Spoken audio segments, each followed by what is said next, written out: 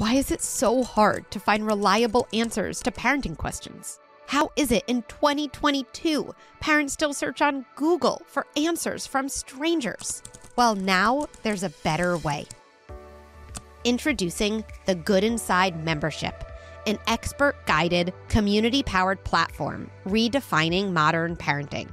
In our library, you'll find hundreds of bite-sized videos, articles, scripts, and workshops tackling the trickiest parenting topics. And it doesn't stop here. We've created a private community guided by me, Dr. Becky, and coaches trained in the Good Inside parenting method. Here you can ask questions, connect with other parents, or attend a live event on a topic that matters to you. This is the parenting handbook that doesn't exist. This is parenting advice at your fingertips, where you need it, when you need it the most. This is Good Inside membership.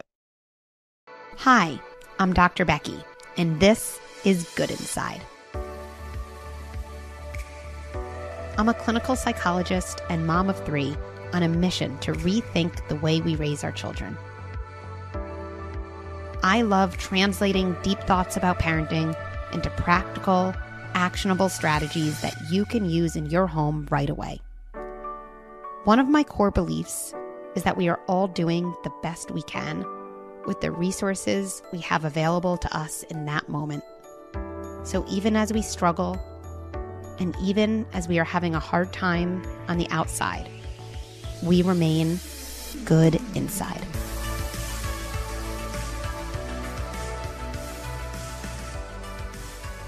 In today's episode, we'll be talking all about peer dynamics. What happens when your kids say, I don't like this person? What happens when your kids don't like to play with someone and you're really good family friends with the parents?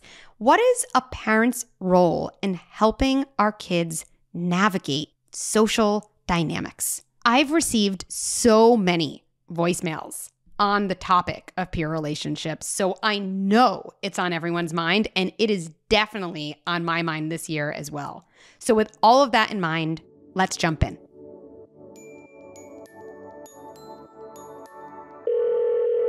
Our first caller is Katie.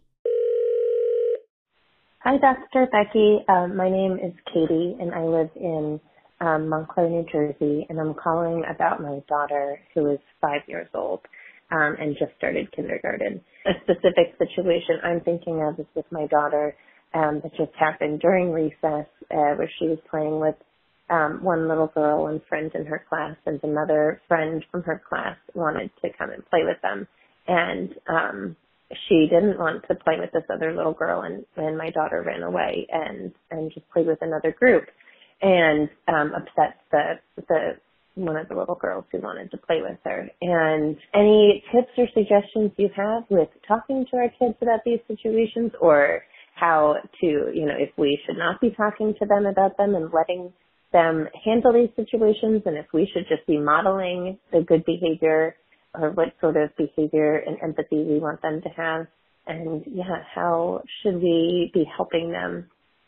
Because I think that this sort of situation happens, for my daughter. In this case, she was the one who ran away, but the next day it could be her that gets, left out, or who she's the one that someone doesn't want to play with. And I think that these situations and this dynamic between the girls changes every day, and I just would love some tips on how to talk to her and talk about this stuff at home.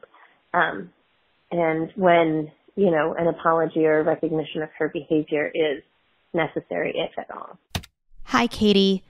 Thank you for calling in and for raising so many really important questions that I think are on so many parents' mind. What is our role in our kids' friendships? What happens when they report things that happened in school? What happens when we see things on the playground?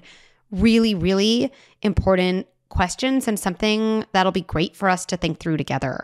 So a couple ideas on my mind. Number 1, I think we have to consider what our goal is when we're talking to our kids about their peer interactions. So kind of taking a more zoomed out perspective. Our kid is 4. Our kid is 7. I think we all know that Figuring out peer relationships is always tricky. It's tricky when you're in elementary school. It's tricky when you're in high school. It's tricky when you're an adult. It never gets to be completely easy. And so for me, with my kids, my goal for them kind of involves two things. Number one, I really want to establish myself as someone they can continue to talk to about these things. It's not like I'm going to say one really smart thing and then my daughter's going to think one day, wow, my mom said something so smart to me when I was 7 and I just figured out every peer interaction after that. She's amazing. That's never going to happen, right? It's laughable. What I do hope gets almost embedded inside her is peer interactions can be tricky, and there's an adult in my family home who helps me think through those dynamics. I would ask us to all take that on as a goal, because the best we can hope for is that our child continues to come to us as a thought partner to think through the situations that will always be tricky. And that also alleviates some of the pressure we put on ourselves to kind of say the right thing. What's the second goal I have? Well, it actually kind of relates to that first. I really want to teach my kids how to think, not what to think. I actually don't think we can teach our kids what to think anyway, or if we are successful, we're actually controlling their thoughts, kind of doing something that makes our thoughts their thoughts. And that's not something I think is going to be successful in building their self-confidence or sense of self or the things that really matter in the long run. What does that mean, how to think? Well, I hope my kids, as they get older, learn to pause, learn to be curious, ask themselves more questions than they conclude immediate answers. So I would love one day if I overhear my child saying, yeah, I don't really know what my friend meant when they said that to me, versus, oh, I think that person doesn't like me and I don't want to be friends with him either, right? We want to teach our kids how to think, how to pause, how to wonder, how to notice how things feel to them, how to kind of put data together, how to make decisions for themselves that feel right rather than making a decision that seems to feel good to all their peers. And to do this, it's really a slow burn. It really involves us continually being part of these conversations and helping our kids ask more questions, then have definitive answers. So, what would that look like in a conversation with your daughter? I would say to really activate your curiosity. Remind yourself, there's no right answers here. And I'm going to actually go into this conversation with my daughter kind of as a naive scientist. That's always the mindset I try to adopt. So my child tells me, well, I didn't want to play with this person and she started crying, but I really didn't want to do that. I want to do this other activity. If I have all the answers, I might give advice. Well, you could have said it this way. Well, how would you feel if someone said that they don't want to play with you, right? I would be trying to guide my child toward a specific end. If I'm activating curiosity and I tell myself I don't have the answer, let me just wonder with my child so my child can wonder with herself and learn to ask herself questions, I might say something like this. That's interesting. Tell me more. And then what happened? I might recap. Oh, so they were playing on the slide and you thought you wanted to play on the slide and then something happened. You didn't want to do the slide anymore and you wanted to do soccer. Is that right? Something happened where you wanted to be on the slide. Another friend came over, you didn't, and you changed activities. Then pause. It's amazing how much our kids will share with us when we kind of just hold space for them, when we don't lead them somewhere, where we don't have any judgment, where we don't give them any explicit advice. We're really showing them through this recap, I hear you, there's something important here, but you're the narrator of this story, not me. Why is this actually helpful to your child?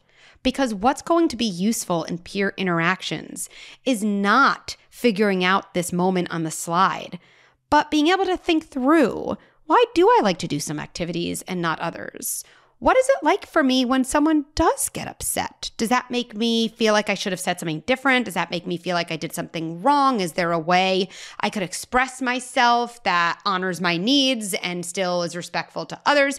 We want our kids to wonder about things. And the more we're willing to ask questions, the more your kids will start to put things together in their own mind. Katie, I have a feeling that some of the other strategies I talk about in this episode will also be very relevant to you and your daughter, so keep listening.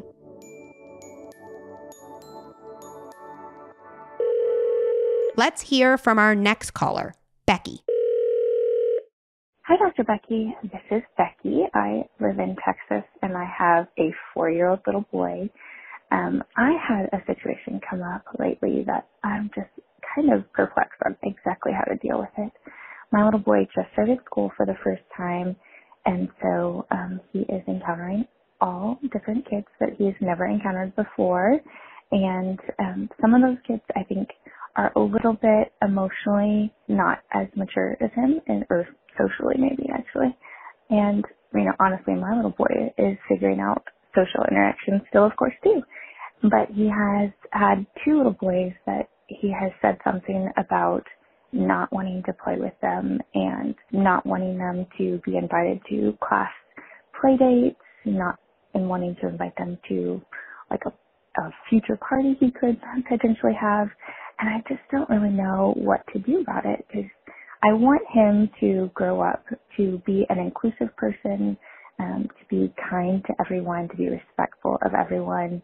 And the teacher has said something about one time in class where he didn't want one of those little boys to be able to come into an area, and that she kind of intervened. And so I'm just perplexed on what to do about it, because I want him to also have the freedom to choose his own friends and to establish really deep friendships, but I'm just not sure what to do.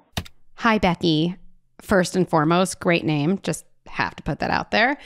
But I promise I actually have some other things to add as well. I was really so excited to hear this voicemail because it raises so many things that I think are so important, and that we often intervene with our kids from such a well-intentioned place when it comes to our kids not liking certain kids or not wanting to play with certain kids. And yet we often end up working against our long-term goals. So I want to put a different framework on these comments our kids make. So your kid says to you, I don't want to have a play date with Jason, or I don't like playing with Jason at school. It's okay to like some people better than other people. And to say this more directly in terms of our kids, it's okay for our kids to like some kids better than they like other kids. I think we're so afraid to allow this to be true. It's as if we worry we're teaching some awful wrong lesson. I think we're teaching the right lesson. I don't know any of us who want our 30-year-old kids to say, throw someone my way, would be happy to marry them. I really can't differentiate between people I really, really like inside and people I don't really like inside. They're all the same to me. This is definitely not what we want our kids to say. And we can't expect our adult kids to generate experiences that weren't allowed during their formative years.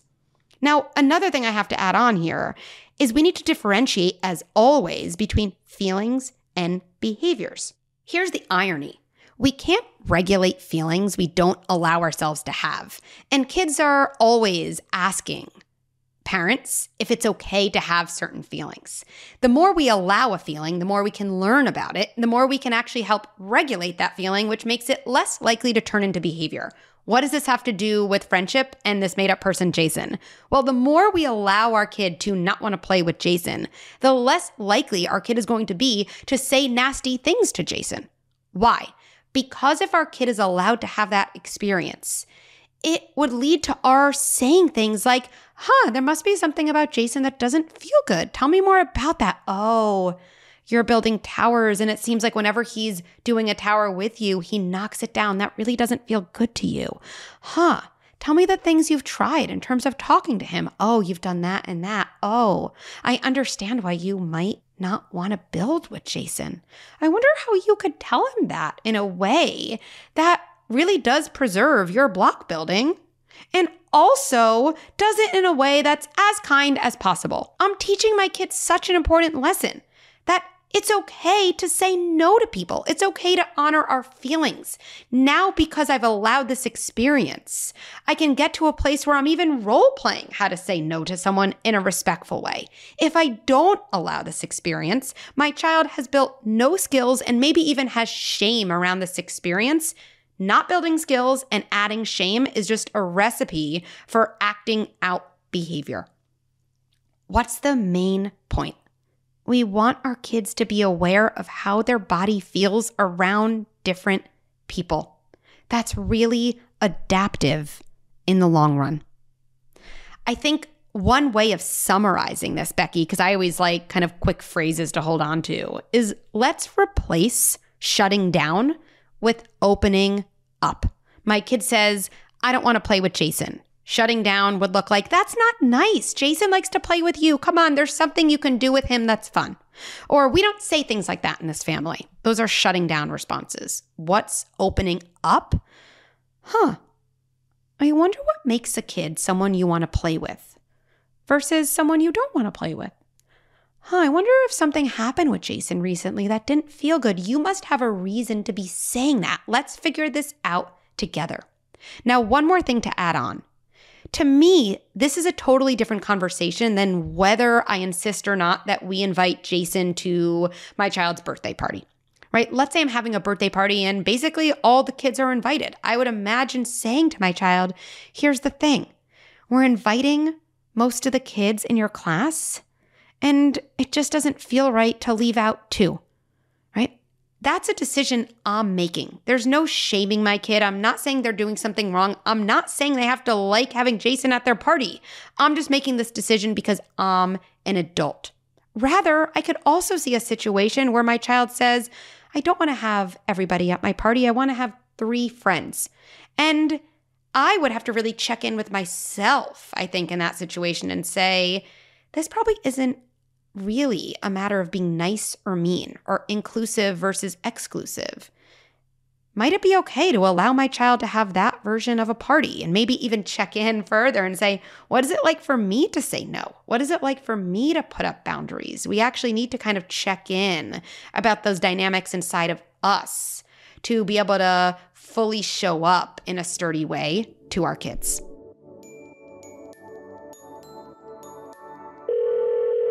And now to our final caller, Candace. Hi, Dr. Becky. My name is Candace, and I live in New York.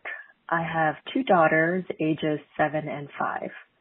I'm calling to ask for your guidance on a tricky situation regarding social dynamics amongst young children. My 2 best friends and I have daughters around the same age, and every now and then, the 3 families will gather at a park or at someone's home. It tends to happen on more than one occasion that one of the girls, who's 5 years old and an only child, will get upset that no one is playing with her. I've asked my daughters after the play date for their input on why they don't want to play with this child. The feedback I receive is that she is unfair, whines, and complains often. During these play dates, my children can come across as mean-spirited girls who reject and run away from this child. My children are usually firm on their feelings, and when something is uncomfortable, they make a choice to step away and don't want to engage. I don't want to have to force my children to play with her, as that doesn't foster natural play and socialization. However, not having these get-togethers doesn't make sense either, as us moms are all lifelong friends. Any thoughts you can share on navigating this sort of situation, or things I can say to my children that may encourage them to feel comfortable about being more inclusive, would be greatly appreciated. Hi, Candace. I'm just kind of sighing because my first reaction is this just really stinks. Like, I just want to name that. That stinks. Right? It stinks to have a best friend, 2 best friends. You want to be together. You have daughters at the same age. It's kind of a dream come true until you see the reality and you think, oh my goodness, this is a nightmare. And it's so awkward. And I think it's so disappointing. And I think there's real loss there. It's loss of a fantasy, but that's still loss. And I want to name that. And I'd actually really encourage you to give that to yourself, to really care about about the feelings you have about this situation, both because those feelings matter and also taking care of our own feelings helps us see things with greater clarity so that our own, if you will, stuff doesn't bleed into our interventions with our kids. So just take a moment and say to yourself simply, wow, this is trickier than I wish it was. Oh, I really had this image of what this would be like, and it seems like all the elements are in place except for the reality of how things are. That stinks. And I'm allowed to feel sad about that. I'm allowed to feel mad about that. And I care about those feelings. Next, talk to your daughters. And when you talk to them, I'd validate what's happening for them first without suggesting that they have to behave in a different way. That's always a helpful way for anyone to approach us, right? By actually validating how we do feel, by being curious about how we do feel, about trying to understand how we do feel. What we're really doing there with someone then is we form a lot of what I call connection capital, right? And that allows for things to change or at least have the possibility of change. So what would that sound like? Hey, you know what I'm thinking about? Tomorrow we're going to see, and then, whatever the friend's name. And here's what that means. Something I'm looking forward to. It's my two best friends. And I know that's tricky because I know, right, whatever the daughter's name is someone that you don't have the easiest time playing with. Now, if you notice in my language, there's no bad person. There's no one who's cruel. There's no blame. There's no shame. Even that phrase, she's someone you have a hard time having fun with. She's someone you have a hard time playing with. She's someone where it feels tricky to do anything that feels really good for a prolonged period of time. By giving this really generous interpretation, I'm maintaining connection with my daughters, and I might learn a little bit more. And also, I'm leaving open, I think, the possibility of movement here because I'm not provoking my kids' defensiveness. I'd pause after that, see what your kids say. If they don't say much, I'd go a little bit further. Here's what I'm thinking about. I wonder if there's anything that could feel good even for a little bit. Right? I wonder if would it change things if, when you guys play that board game, I play it with you. Would it change things if I say, you know what, maybe we don't have to go for 3 hours. Let's just go to this house for 45 minutes. I wonder because I'm trying to figure out a way to honor the family's desire to be with each other and your experience of what it's like to actually be with each other. Where could I see going from there? I might even see if my kids are open to a role play, right? Let's say they always end up getting into an argument about a certain game they play. I might try to mimic that and say, I wonder if there's a way you can say, I really don't like that. That's said in a way you would be okay hearing it if someone said that to you. Let's even practice that. I wonder how you react to my different ways of saying that. I don't want to play with you anymore. I really don't like that. I really didn't like that. So interesting. Isn't that interesting that we can tell someone something with strong words and still do it in a way that actually allows them to hear it because they don't feel kind of so blamed? That is so tricky to figure out, right? And again, I'm leading with validation, with empathy. There's a little skill building there, but nobody is in the bad kid role and nobody is wrong. Now, Candace, one of the things I'm aware of is this is all messier than it seems right here. So the other thing I would really kind of be prepared with is language for how to handle moments that feel really not so kind with your friend's daughter. So be prepared to say things like, hey, I need the two of you to come with me. We need to talk, and pull your kids out of the room if you notice something that feels really, really hurtful happening. Again, I don't want to end up saying to my kids, you girls are being so nasty. Can you be nice to her once? Because that's actually going to shut down your kids further. So I'd practice a way of setting a boundary, maybe even review this with your daughters. Hey, if things get to a point where they seem kind of out of control, I'm going to ask the two of you to come into a room with me. You're not going to be in trouble. You're not bad kids. This is just a way for us to kind of take a break and figure out a solution together.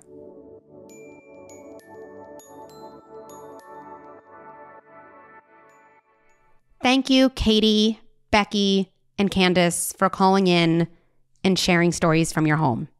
Let's tie it all together with 3 takeaways.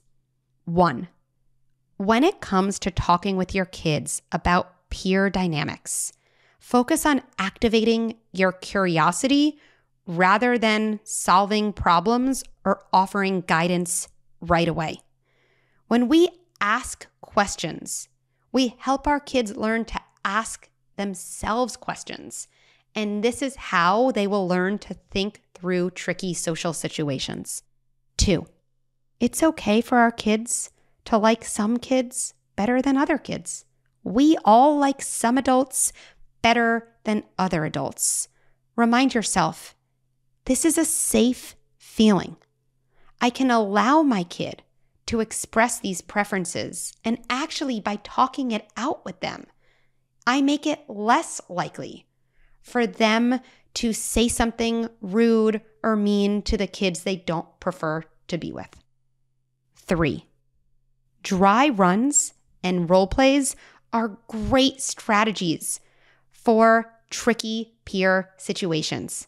If you know you're going to a situation where your child might be uncomfortable or your child has to go see someone that they often get into arguments with, mimic one of these situations in your own house. Model how to take a deep breath. Model for your child how to set a boundary firmly and kindly. Our kids learn so much when we're willing to practice situations with them. Plus, doing a dry run is really helpful for us in that it allows our body to get ready for a tricky situation to come, and therefore it makes us less reactive and more likely to show up as the parent we want to be. Thanks for listening to Good Inside. There are so many more strategies and tips I want to share with you. Head to goodinside.com and sign up for Good Insider, my free weekly email with scripts and strategies delivered right to your inbox. And follow me on Instagram and Facebook at Dr. Becky at Good Inside for a daily dose of parenting and self-care ideas.